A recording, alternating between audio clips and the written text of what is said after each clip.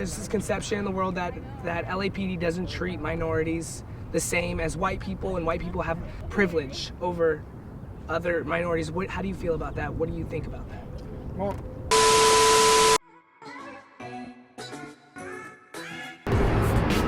Well, it's a typical cop with his donuts. all right. I'm just a little jealous because I don't have any donuts. Well, you got some time? I got some time. Why? What's up? So have some donuts.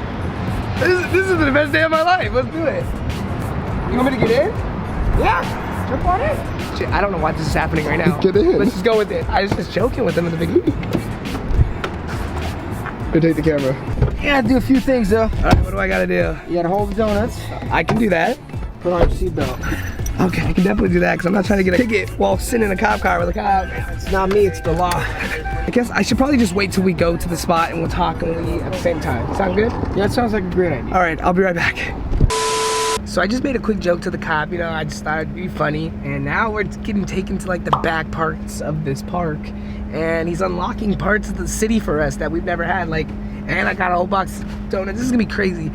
We're about to do a mukbang if you guys didn't know already, because oh, you have this opportunity, why not? So, look, he's actually unlocking this gate for us.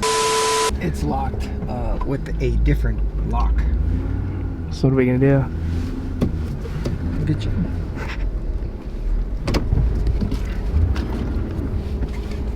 Gotta do what you gotta do. Okay, so we're here. I know you guys are probably wondering what is going on, why I'm with the cop. I'm Brennen Taylor. Introduce yourself, my man. Javier Barragan, LAPD, Senior Lead Officer. And they have been nice enough to sit with me and have a mukbang with me. So I know we set this whole little skit up in the beginning, but you know what? We're gonna sit here, we're gonna eat some donuts together. And hey, I heard that police officers, they love donuts. Is this true? Well, you know, in days past they did. We tend to cut down on the... That's what I'm saying, because my man's looking thin. He's looking good. He doesn't look like he eats donuts all the time. But I'll do it today. We'll do it today. We're gonna both break our diets and we're gonna get going. So let's open these up. Get a nice little zoom before I drop them all. We're really going at this. We're going hard. All right, so I have prepared some questions that I want to ask you, and we'll just eat donuts, talk, Sure. and go from there. Do you want to like sit, stand? Whatever. Can we sit up here? You can. It's getting a little harder for me.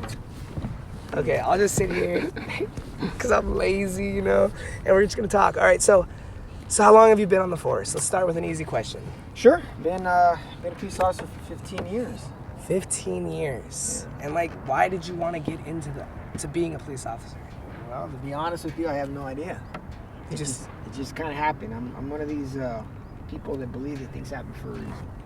So like, were you doing something else and then you just like were like, boom, police officer it is, or how did it happen? Well, for me, I started, went to San Diego State, got a degree in psychology. I was working with at-risk kids, and the idea was to become a psychologist. And then as I was working in that field, I was starving, right? Mm-hmm. Especially living in Diego. It's rough, man. It's expensive. Is it? And so at one point I just decided, hey, you know what? Why don't I give this a try? So now I want to get into some action stuff. So have you ever been in like a police pursuit? Yeah. Okay, so like, did you guys caught him? Yeah. Okay, so while you were going through this pursuit, like, what's going on in your head? Like, what are you thinking? What are you feeling? Like, you know, when you're a kid and you watch this stuff on the television. Yeah, I love watching them on the TV. That's why. Well, see, that's the thing is that when you're younger or you're not involved in this business, you tend to think that that's something that's like a cool thing.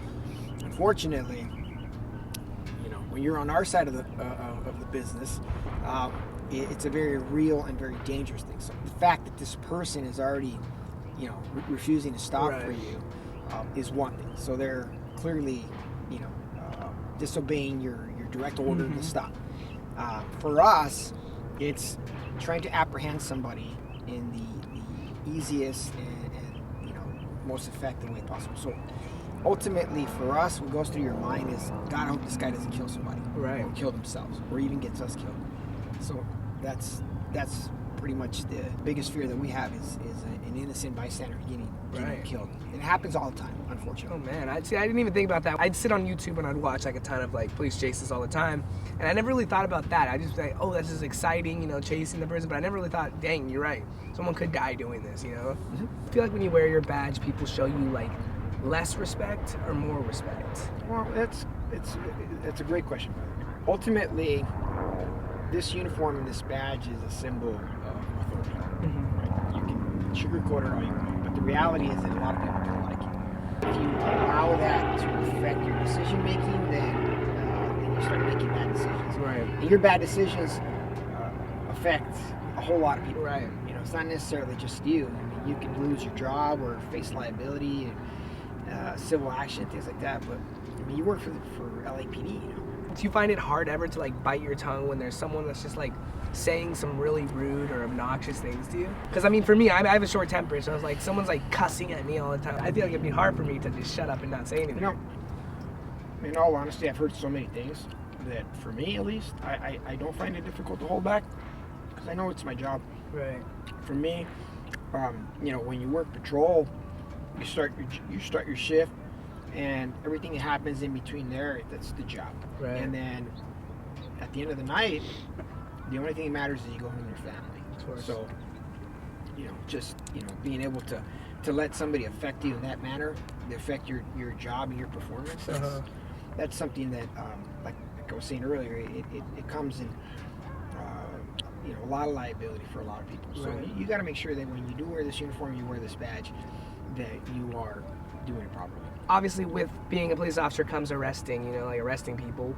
What's your craziest arrest story? Like, I want some deets, you know, like, did you have to like throw someone on a car? Like, what's going on? Tell me.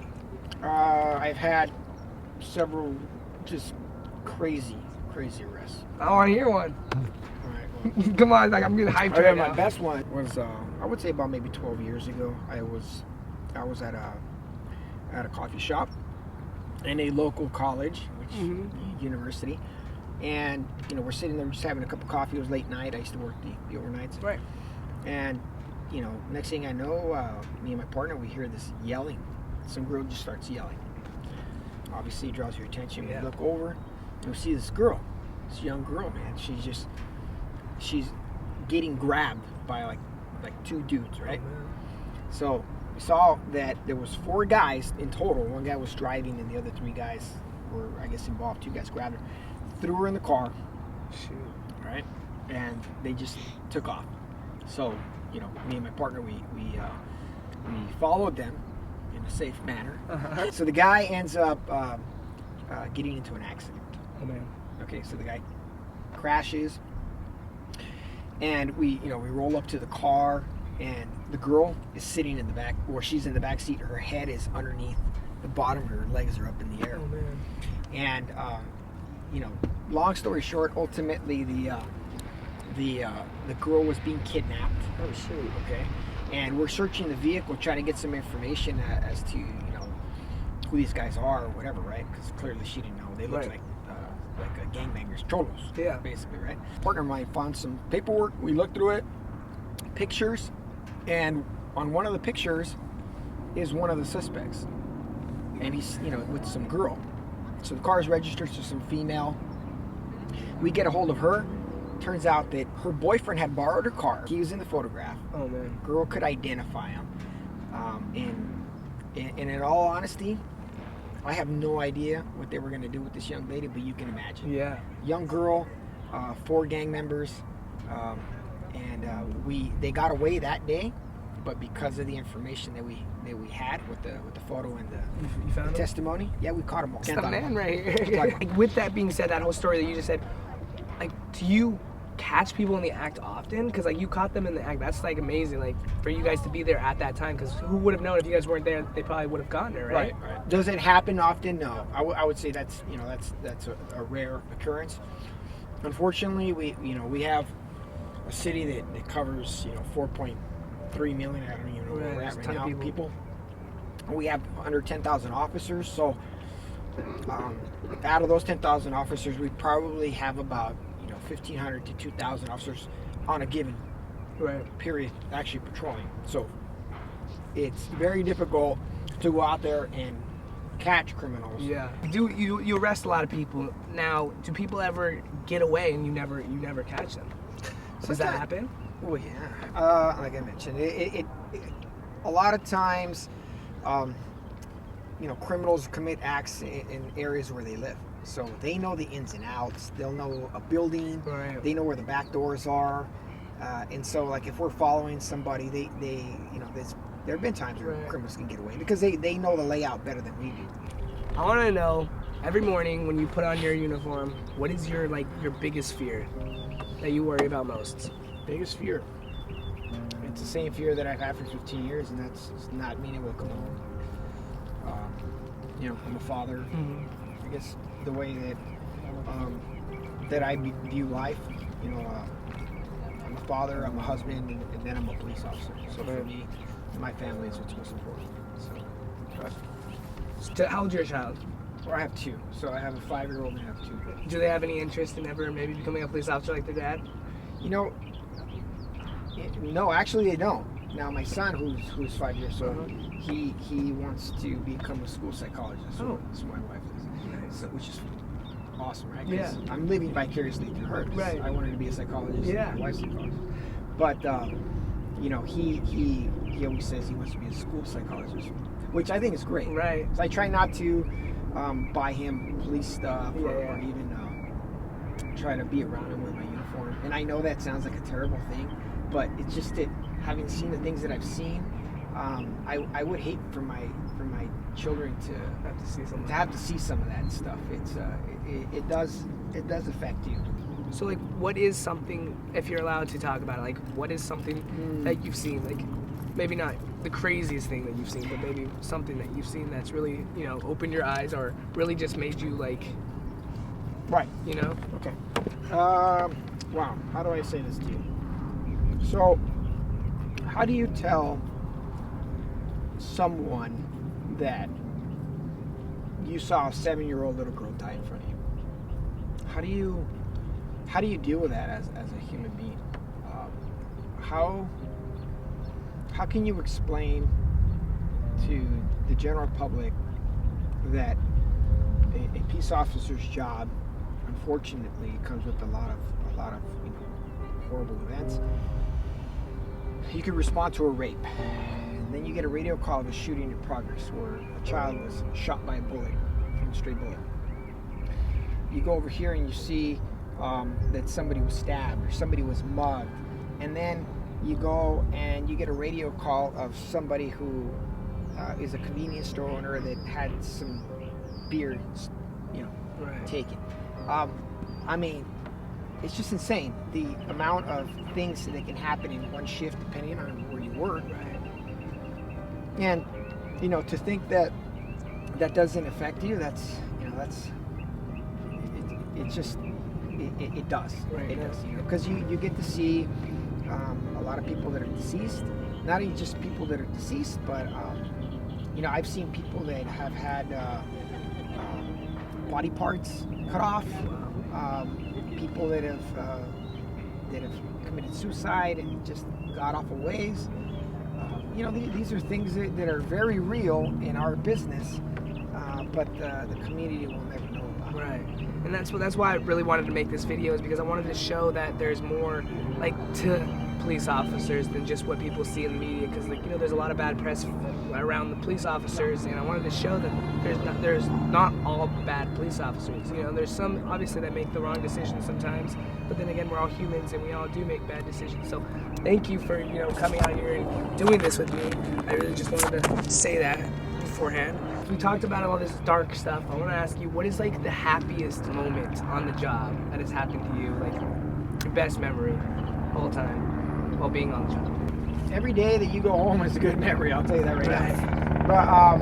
But there have been several occurrences, obviously. I think one of my favorite is having gone out to Hurricane Katrina.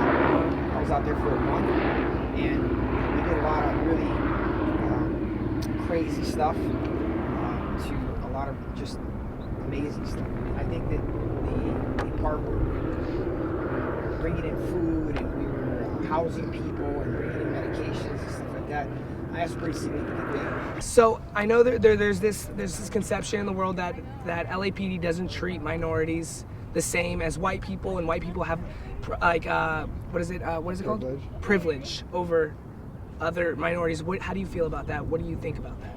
Well, it's an interesting question because, you know, it's pretty significant now in the news and all that. Mm-hmm. The one thing I can do is I can't speak on other agencies or what it's like nationwide, but I can speak on behalf of the LAPD, and I can tell you that LAPD is striving to you know, make the relationship with our community better. Our department is 56% Latino. You know, being a Latino male who grew up in Los Angeles, I think it's pretty significant.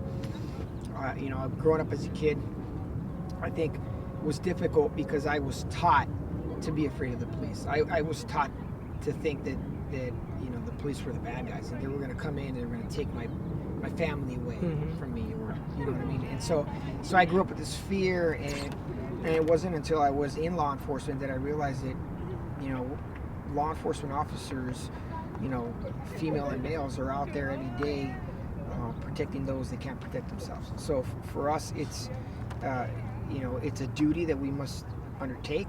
We call it community policing, where our department is really making an effort to get out into the communities to hear what it is that we're doing right, and more importantly, hear what it is that we're doing wrong. So you say you guys are making an effort, but like, what is that effort that you're making? Oh, I mean, we do tons of stuff that will never make the news, but you know, we read to kids. Have you ever heard about that? We've been doing that for years. We go to libraries, the read-along program. We read to kids. We during Christmas time we get shoes for Santa. We put together toys for kids that can't, you know, they don't have money to, you know, to be able to get a kid from Toys R Us and stuff like that. I mean, just a ton of different things that we go out there and that we're doing. Special Olympics. I mean, it's amazing the amount of programs that we have. And there's like none of that shows up in the press ever. Unfortunately, it won't, because it's not newsworthy. Right. And that's because that's what the world that we live in. Everyone always wants to see just like, you know, the negative stuff about things. It's sad, but where do you see the department going in the future? So, I'm one of these people that believes that change is required. I think that our department is the finest department in the nation. There's no question, possibly even the world. But you know, we have made mistakes in the past, and I think the biggest thing is accepting that we have made mistakes in order for us to become better. And so what our department is doing now is trying to change lives, you know, not just arresting the problem away. Right. We're trying to make things better. And so what we call it is force multiplying. The community policing component is going out there and working with the community and saying, hey, look, I'm here. I'm giving you my hand. What do you need? You know, in the past, it was believed that we were going to go in there and we were going to just solve all the woes of society. Well, unfortunately, it doesn't work that way. Cool. Well, yeah. Hey, man, that really wraps up all the questions that I had. And I appreciate you taking the time out. I just want to say real quick that all of the LAPD social media links will be down below, so you guys can go check them all out because they're all really cool guys. Do you have like an Instagram that you want to shout out? I don't. Okay, well, he's still a cool guy. LAPD stuff will all be down below. And man, I don't want to interrupt that blueberry, but I just want to say thank you for taking the time out, and thank you to LAPD for sending me this cool officer, and you know, just being really chill and being awesome. You know, at first, you know, I was kind of mad at LAPD sometimes because they would give me tickets, you know, when I speed, but now I'm cool. Give me a ticket right now, man. And I just don't actually. Well, let's hope not. Yeah, now I'm pushing it a little bit. But yeah, so that wraps up this mukbang. Who's doing it out here? Mukbangs with police officers, we out here. And yeah, that wraps it up. Cheers on the donut. And I'll see you guys next time.